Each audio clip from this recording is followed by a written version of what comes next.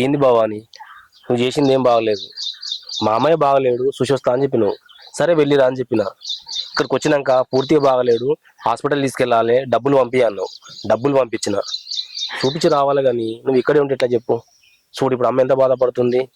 నీకు అత్తమ్మ పడే బాధని అర్థమవుతుంది కానీ నేను పడే బాధ అర్థమవుతలేదా? నేను వచ్చి చూసేసరికి ఒక పానమే మిగిలింది మావయ్యకు. ఏ చలనం లేకుండా వాడున్నాడు. ఆయన చూడంగానే నా పానం తక్కువైంది.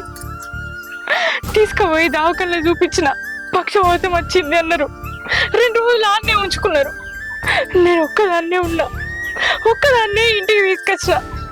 ఆ పరిస్థితులల్లో మావయ్య ఏడ్చిపెట్టి ఎట్లా రావాలని ఇక్కడనే ఉన్నా. అదా నేను చేసిన తప్పు. మా మావయ్య ఉన్న పరిస్థితులల్లో నా కన్న తండ్రి తల్లో ఉంటే మీరు అట్లనే మాట్లాడుదురా? అత్తమ్మ ఇప్పుడు మావయ్యని విడిచిపెట్టి రమ్మన్నట్టు మా అమ్మ నాన్న విడిచిపెట్టి నన్ను రమ్మందురా. పైసలు ఇద్దాం, పని మనిషిని పెట్టు అన్నది. నా తల్లిదండ్రులకైతే నేను పని మనిషిని పెడుతున్నా. వాళ్ళ రుణాన్ని నేను తీసుకోకపోదునా? ఎందుకు ఎందుకు? మా మావయ్య నా కన్న తండ్రి కావడమే కదా.